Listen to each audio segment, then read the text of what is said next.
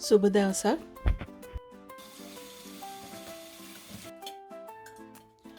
මං අද හදන්න යන්නේ අපි කවුරුත් කන්න කැමති කකුලෝ කරි එකක්.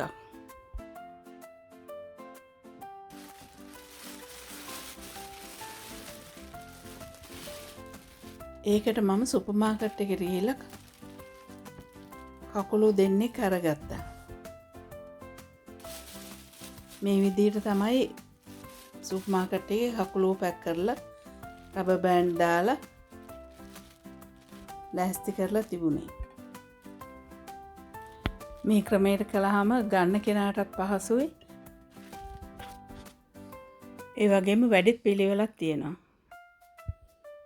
දැන් මම මේ දෙන්නව රබර් පටි වලින් ගලවලා සුද්ධ කරලා හදන්න තමයි ලෑස්ති. ඉස්සෙල්ලාම රබර් බෑන්ඩ් එක ගලවලා අයින් කරලා දෙන්නව නිදහස් කරගත්තා.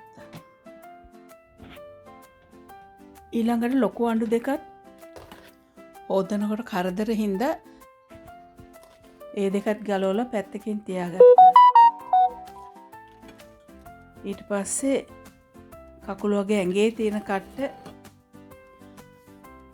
ගලවගෙන ටැප් එකට අල්ලලා ගලාගෙන යන වතුරෙන් හොඳට ඇතුළ පිරිසිදු වෙනකම්ම කීප සැරයක්ම හොදගෙන ඊට පස්සේ කකුල වගේ පොඩි අඬු වලක් තියෙන සෙබල ගතිය යන්න තවත් හොඳට ඒවත් අතුල්ලලා හොදගෙන දෙහි ඉස්ම ටිකක් දාලා දෙහි වතුරේ කෙනුත් ලෙලි ටිකක් දාලා දෙහි පොතුයි දාලා හොඳට ආයෙ සැරයක් මම හොදගත්තා.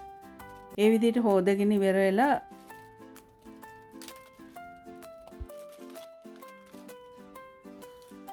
ඒ දෙන්නව කපලා පැත්තකින් තියාගත්තා.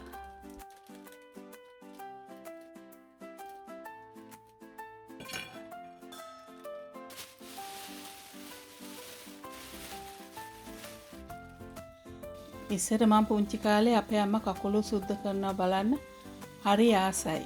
මං ඉඳගෙන ඒක දිහා බලාගෙන අම්මා කරන දේ බලාගෙන ඉන්න හරි ආසයි. ඉතින් මං ඒ විදිහටම කරලා දැන් මං ඒවා සතුටින් අත්විඳිනවා.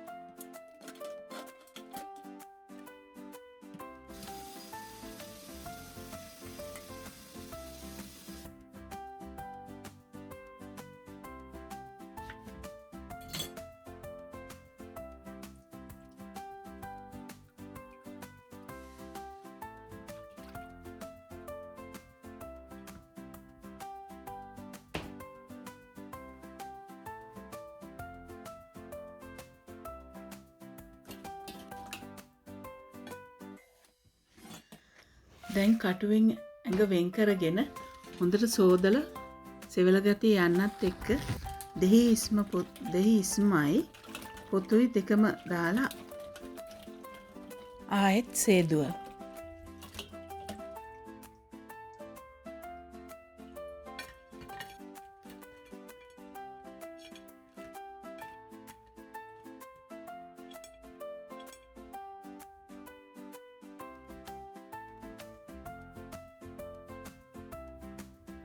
ඊළඟට මං හොදික හදාගන්න ඕන දේවල් ලෑස්ති කරගන්නවා.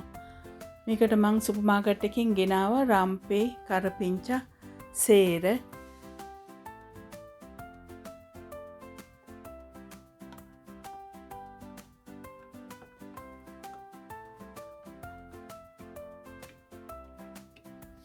පෝල් කිරිත් හුඟක් වෙලාවට පෝල් කිරි ඝනකම වැඩි. ඒක හින්දා වීදුරු බෝතලයකට දාලා තියාගෙන ගන්න වෙලාවට වතුර මිශ්‍ර කරලා ඩයිලූට් කරලා තමයි මේ හොදිය වලට පාවිච්චි කරන්නේ. ලංකාවේ නම් අපි මේවා ඉතින් ගෙදර වවා ගන්නවානේ කොහොමත්.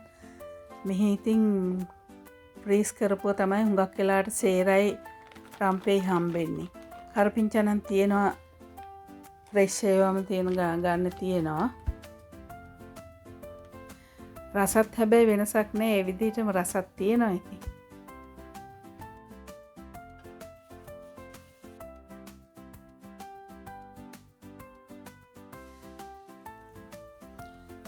දැන් වාජනයක් අරගෙන ඒකට පොල් තෙල් ටිකක් දාලා පොල් තෙල් ටික රත් වීගෙන එනකොට තලාගත්ත ඉඟුරුයි සුදු ලුණුයි දාලා ටිකක් බැදෙන්න ඇරලා ඒකට රම්පේ කරපිංචා උළුහාල් කුරුඳු සේරත් ඒකම දාලා ටිකක් බැදෙන්න අරින්න.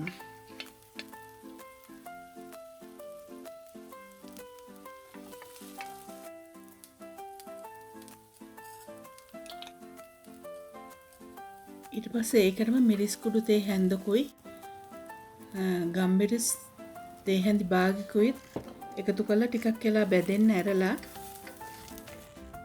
ඒකට මා එකතු කරනවා බැදපු 3-5 තේ හැඳි දෙකයි කහ අමු මිරිස් දීකිරි කෝප්පෙකුත් ඒකටම එකතු කරලා ගොරකා ලුණු කරඳ මුංගු පොඩ්ස් දෙකකුත් දාලා ඒකට පොල් කිරි එකතු කරනවා. පොල් කිරි කෝප්පෙකුත් දාලා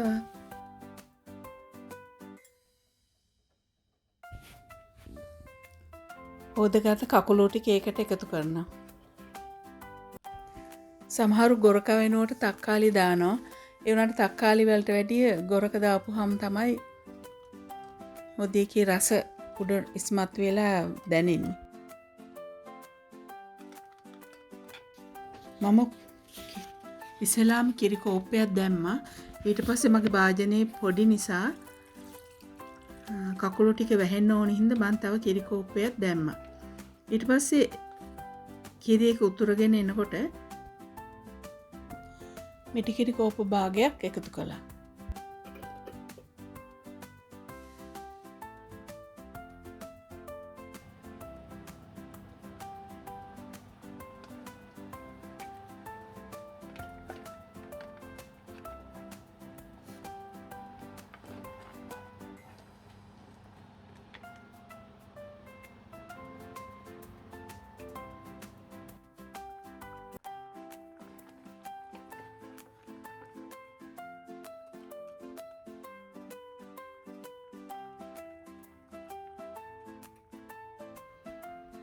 හොදියක උතුරනකොට මුරුංග කොළ නැති නිසා කොත්තමල්ලි කොළ ටිකකුත් දාලා ලිපෙන් බාගත්තා.